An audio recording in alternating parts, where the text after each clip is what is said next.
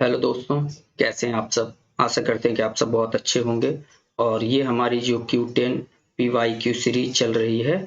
चलिए आज हम लोग इसमें अब अपना नेक्स्ट देखते हैं कि भाई हमारा नेक्स्ट क्वेश्चन क्या है। तो इसमें डियर आपका जो पूछा गया है, ये पूछ रहा है कि 3 फेज स्टार अथवा डेल्टा संयोजन में शक्ति पावर को किस प्रकार ज्ञात किया जाता है। तो डियर इसमें आपका ये इंग्लिश वर्जन भी है कि how is the power determined in the 3 phase star और डेल्टा कॉम्बिनेशन। तो इसमें जो भाई डेल्टा स्टार का जो कनेक्शन होता है उसमें आप पावर को कैसे निकालेंगे, तो यही आपसे ये पूछ रहा है। तो डियर इसमें जो ऑप्शन दिया गया है ABCD, तो आपका जो इसमें परफेक्ट आंसर होगा वो क्या होगा डियर? डी होगा। क्यों? क्योंकि पावर 3 फेज का हमें अगर पावर निकालना है, स्टार और डेल्टा का संयोजन है, तो इसमें क्या होता है हमारा फॉर्मूला P इक्वल टू क्या होता है √3VL, मतलब लाइन वोल्टेज, और IL क्या होता है लाइन करंट, और cos फाई क्या होता है डियर अपना पावर फैक्टर होता है। तो इसमें जो अपना √3 है इसकी वैल्यू क्या होती है 1.732। भाई क्या होती है 1.732 इसकी वैल्यू होती है। और लाइन वोल्टेज डियर आपका कितना हो सकता है? 415 वोल्ट भी हो सकता है या 11,000 वोल्ट भी हो सकता है। लाइन करंट आपकी जो होगी वो यहाँ पे आप डाल देंगे, और आपका जो पावर फैक्टर होगा उस पावर फैक्टर को यहाँ पे आप मेंशन कर देंगे। सपोज करो आपका पावर फैक्टर है 0.85 है या 0.90 है, तो जो भी आपका पावर फैक्टर होगा उसको आप यहाँ पे मेंशन करके इस तरह से पावर निकाल सकते हैं। तो इसका जो डियर राइट आंसर है वो क्या है? डी है। चलिए डियर अब हम लोग देखते हैं अपना नेक्स्ट क्वेश्चन। तो ये इसका जो आंसर है वो क्या है कि P equal to √3VL IL cos theta. चलिए डियर तो हम लोग अब चलते हैं अपने नेक्स्ट क्वेश्चन पे। अपना क्वेश्चन नंबर 2 क्या कह रहा है डियर कि ये कह रहा है कि सीसा अम्ल बैटरी के लिए विद्युत अपघट्य क्या है। तो ये भाई इलेक्ट्रोलाइट पूछ रहा है। लेड एसिड सेल के लिए इलेक्ट्रोलाइट कौन सा प्रयोग किया जाता है? भाई कौन सा किया जाता है? हाइड्रोलिक क्लोरिड एसिड किया जाता है, या डाइल्यूट सल्फ्यूरिक एसिड किया जाता है, या सोडियम क्लोराइड किया जाता है, या अमोनियम क्लोराइड किया जाता है। तो डियर जो हम लेड एसिड हमारी बैटरी होती है उसमें हम जो इलेक्ट्रोलाइट प्रयोग करते हैं वो कौन सा करते हैं डियर? डाइल्यूट कौन सा अपना सल्फ्यूरिक एसिड। तो आपका जो आंसर नंबर बी है वो क्या होगा डियर? यहाँ पे राइट आंसर होगा। तो आइए इसका हम लोग आंसर भी देख लेते हैं कि क्या है। तो इसका आंसर क्या है? Dilute sulphuric acid. भाई क्या है ये? Dilute sulphuric acid. इसका हम प्रयोग कहाँ करते हैं? अपना लेड एसिड बैटरी में। भाई कौन सी बैटरी में? लेड एसिड बैटरी में, जो आपकी पानी वाली बैटरी होती है जिसके अंदर हम लोग इलेक्ट्रोलाइट का प्रयोग करते हैं। तो वो कौन सा इलेक्ट्रोलाइट का प्रयोग किया जाता है? Dilute sulphuric acid. आइए डियर हम लोग चलते हैं अपने अब नेक्स्ट क्वेश्चन पे। तो नेक्स्ट क्वेश्चन अपना क्या कह रहा है डियर? आवेश कह रहा है Q निम्न में से किसके बराबर होता है? भाई किसके बराबर होता है? तो ये आपका टाइपिंग मिस्टेक हो गई है। तो ये यही पूछ रहा है कि भाई किसके बराबर होता है। तो आवेश निम्न में से किसके बराबर होता है? तो Q बराबर डियर क्या होता है, इसलिए फॉर्मूलों को आप लोग मतलब याद कर लीजिए, रट लीजिए कि भाई Q बराबर क्या होता है? C into we. Q बराबर क्या होता है अपना? C इंटू वी, मतलब कैपेसिटेंस मल्टीप्लाई वोल्टेज। भाई क्या होता है? Capacitance multiply voltage. तो उससे क्या निकल के आएगा? अपना चार्ज, आवेश निकल के आ जाता है। तो इस फॉर्मूले को आप लोग अच्छे से रट लीजिए। तो चलिए डियर अब हम लोग चलते हैं अपने इसका सबसे पहले आंसर देख लेते हैं। भाई इसका आंसर क्या है अपना? Capacitance equal to C into V. तो कैपेसिटेंस मीन्स क्या हो गया अपना भाई? धारिता। इसकी धारिता और वोल्टेज जो है उसका मल्टीप्लाई आप करेंगे तो क्या निकल के आ जाएगा? आवेश हमारा निकल के आ जाएगा। तो लग रहा है बी आंसर भी आपका सेम है। अगर कभी ऐसी कंडीशन बनती है तो आप किसको प्रेफर करेंगे? ए। आपका जो आंसर ए है, जो सबसे ऊपर आंसर सही होता है उसी को राइट माना जाता है। ठीक है डियर। तो चलिए डियर अब हम लोग चलते हैं अपना नेक्स्ट क्वेश्चन पे। भाई नेक्स्ट क्वेश्चन आपका क्या है? ये कह रहा है कि इसमें से कौन परिणामी अंतराल, मतलब ये आपसे क्या कह रहा है कि भाई रिजल्टेंट पिच इसमें कौन सा जो ऑप्शन आपको 4 ऑप्शन दिए गए इसमें से कौन सा रिजल्ट पिच के बारे में, जो आपका रिजल्टेंट पिच है उसके बारे में ये सही चीजें बता रहा है। पहला क्या कह रहा है, आर्मेचर चालक के संदर्भ में एक कुंडली के प्रारंभ, ये कह रहा है भाई एक कुंडली के प्रारंभ सिरा और अगले कुंडली के प्रारंभ सिरे की बीच की दूरी, ये कह रहा है कि आपकी जो पहली कुंडली है उसका प्रारंभ सिरा और आपकी जो दूसरी कुंडली है उसका प्रारंभ सिरा, इसके बीच की दूरी क्या कहलाती है, क्या वो रिजल्टेंट पिच कहलाती है। या अगला क्या कह रहा है, वह दूरी जिससे एक कुंडली आर्मेचर के पृष्ठ भाग पर आगे बढ़ती, तो ये कह रहा है कि भाई एक यहाँ मैंने कर दी, फिर यहाँ पे दूसरी उसकी कुंडली हो गई, ये तीसरी मतलब आगे की तरफ ये बढ़ रही है, वो आपका रिजल्टेंट पिच कहलाता है। या एक ही दिग परिवर्तक खंड से जुड़े हुए कुंडलन क्वाइल के दो किनारों के बीच की दूरी, तो ये कह रहा है भाई एक आपका ये कम्यूटेटर सेगमेंट हो गया, यहीं पे भाई जुड़े हुए मतलब दो आपका जो वाइंडिंग है इसके किनारों की दूरी मतलब इसके बीच की दूरी को ये कह रहा है कि क्या वो आपका रिजल्टेंट पिच होता है। या क्या कह रहा है कि प्रति ध्रुव आर्मेचर प्रखाचों की संख्या। तो डियर आपका जो इसमें राइट आंसर होगा वो क्या हो जाएगा, हमारा राइट आंसर कि आर्मेचर चालक के संदर्भ में एक कुंडली का ये प्रारंभ सिरा और अगली कुंडलन के प्रारंभ सिरे मतलब दूसरी जो क्वाइल होती है उसका जो स्टार्ट पॉइंट होता है, इन दोनों के बीच की दूरी को ही हम लोग क्या कहते हैं डियर, रिजल्टेंट पिच कहते हैं।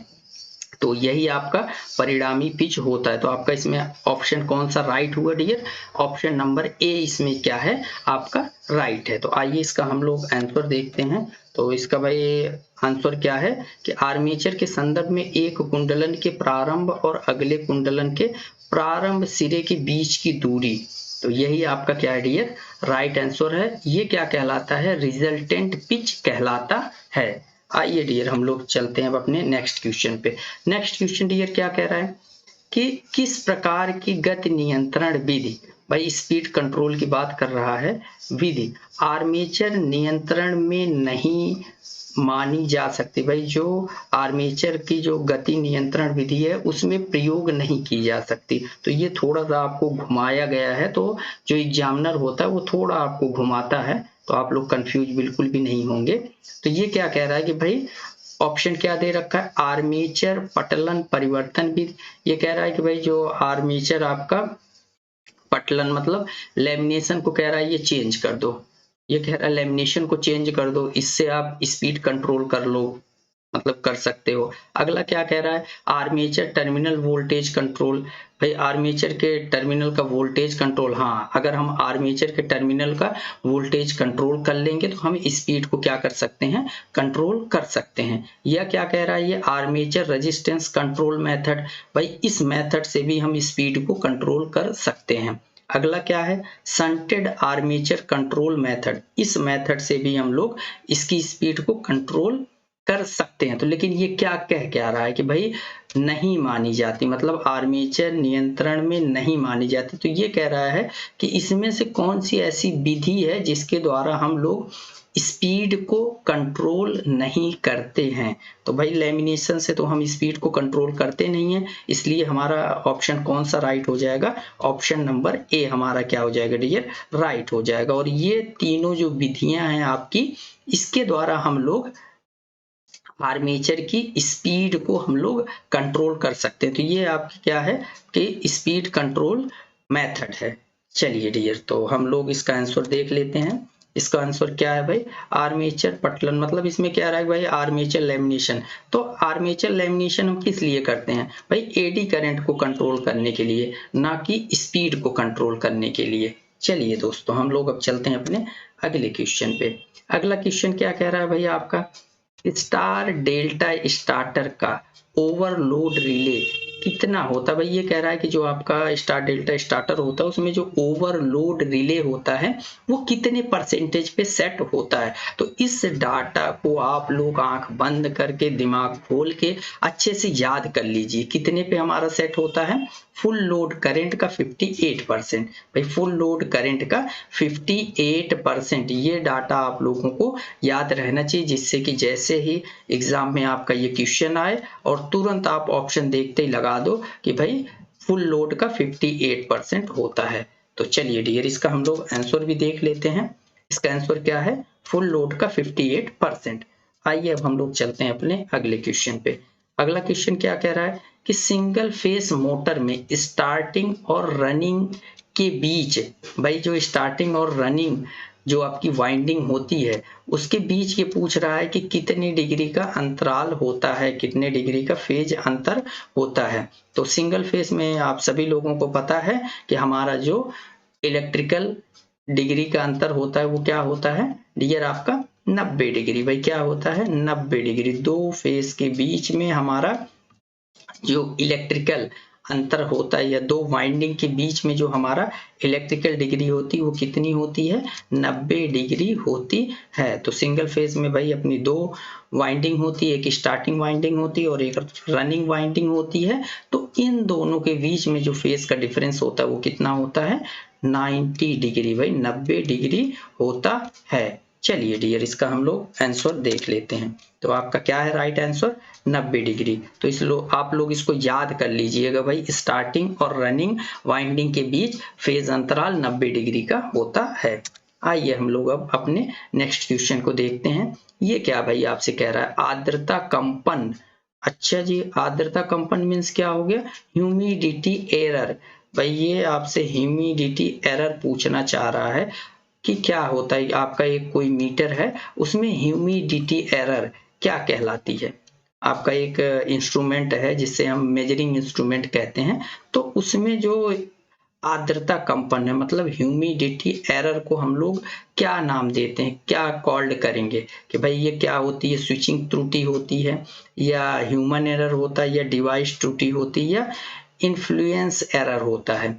तो डियर स्विचिंग त्रुटि तो होगी नहीं, ना ह्यूमन एरर होगा और ना ही डिवाइस त्रुटि भी भाई आर्द्रता कंपन या डिवाइस त्रुटि के भी कारण नहीं होता। इसका क्या डियर आपका राइट आंसर होगा, इन्फ्लुएंस एरर, मतलब प्रभाव त्रुटि, इन्फ्लुएंस एरर। तो आपका आंसर इसमें कौन सा राइट हो जाएगा, आंसर नंबर आपका डी आपका डियर राइट हो जाएगा। तो इसका भाई ऑप्शन का आंसर क्या है, ये इन्फ्लुएंस एरर।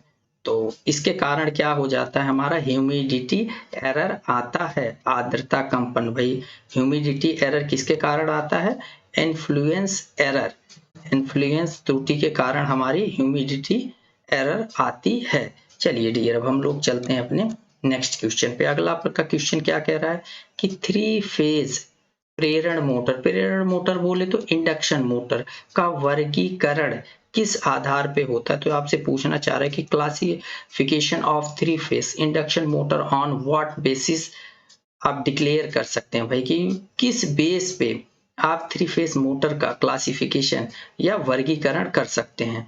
भाई योग की संरचना के आधार पे, भाई इसके आधार पे आप कैसे कर सकते हो, शाफ्ट की संरचना के आधार पे नहीं भाई, शाफ्ट की संरचना के आधार पे भी नहीं, रोटर की संरचना के आधार पे या स्टेटर की संरचना के आधार पे। तो इसमें आप लोग राइट आंसर गेस कीजिए कि होगा क्या। तो आपका जो राइट आंसर होगा वो क्या होगा डियर, कि रोटर की संरचना के आधार पे।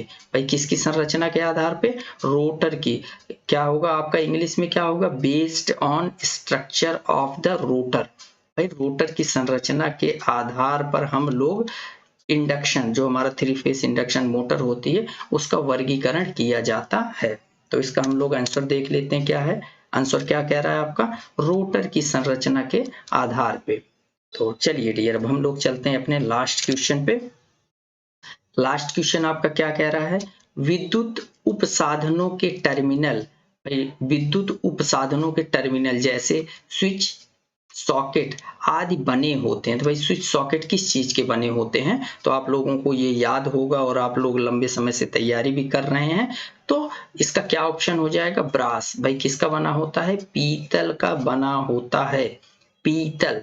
क्या दिमाग में बैठा लो, स्विच और सॉकेट के अगर कभी भी टर्मिनल पूछ ले तो हमें क्या बताना है? ब्रास, पीतल बताना है। तो ये डियर आपके लिए 10 क्वेश्चन थे।